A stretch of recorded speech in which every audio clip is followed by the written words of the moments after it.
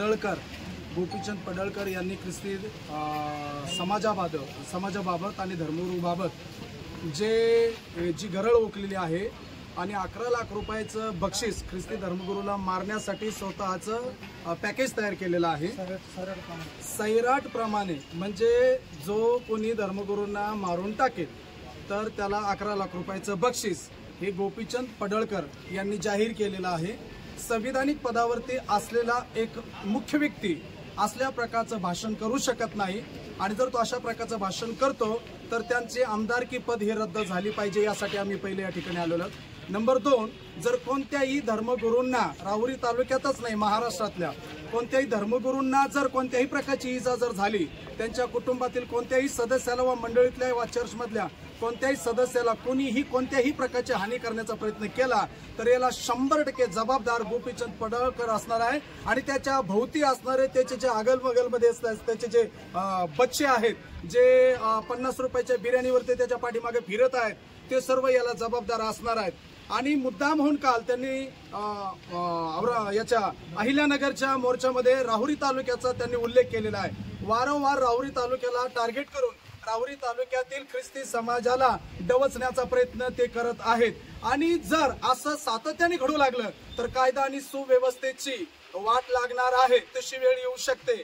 आणि ज्या ख्रिस्ती समाजाकडे तुम्ही उपद्रवी म्हणजे तो कधीच कोणाला उपद्रव करू शकत नाही असा जो समाज आहे आणि अशा समाजावर वारंवार तुम्ही वेगवेगळ्या प्रकारचे अश्लील शब्दाने आणि त्यांना बाजारू किंवा त्यांना धर्मांतरित म्हणून त्यांना जो डवचण्याचा प्रयत्न करत आहे आणि त्यांना खाली दाखवण्याचा प्रयत्न करत आहे, आता त्यांनी जाग्यावर आणि ठिकाणावर यावं। कारण जग ज्याला फॉलो करतं, जगातले 85% लोक ज्या येशू ख्रिस्ताचे फॉलोअर आहेत, त्याचे अनुयायी आहेत आणि जगातला नंबर 1 धर्म जो ख्रिस्ती आहे त्याचे आम्ही फॉलोअर आहोत। म्हणून गोपी, तुला हे नक्की समजून घ्यावं लागेल, तू आमच्या नादी लागू नको आणि जर तू नादी लागला तर आमचा नाद खुळा आहे।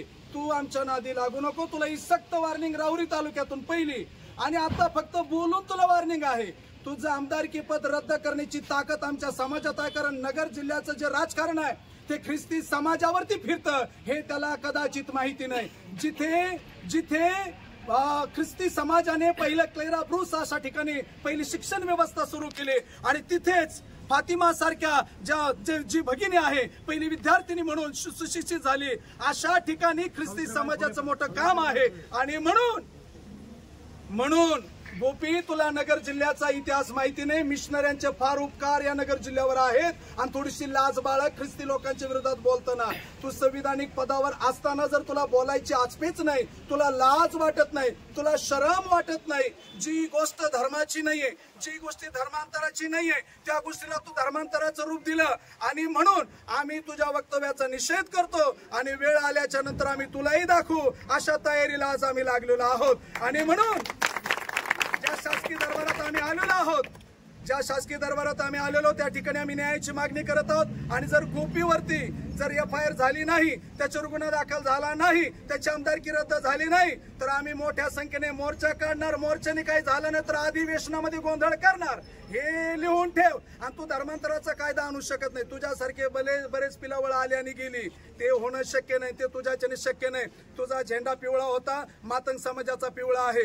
तुला असं वाटलं की SC मधलं आरक्षण तू घेशील, तिथं असफल झाल्यावर तू आहे। अरे तुझं डिपॉझिट नष्ट झालं राव, तुझं डिपॉझिट जप्त झालं, तू आमची काय नादी लागणार, तू आमची काय बराबरी करणार, तुझ्यात काय कुवत आहे, तुझ्यात काय हिंमत आहे। या प्रकारचे अश्लील गोष्टी करणं बंद कर आणि ख्रिस्ती समाजाला जर विठीस धरशील तर स्वर्गातला देव तुला उटकपटक करून टाकील, कारण त्याच्याकडे न्याय आहे।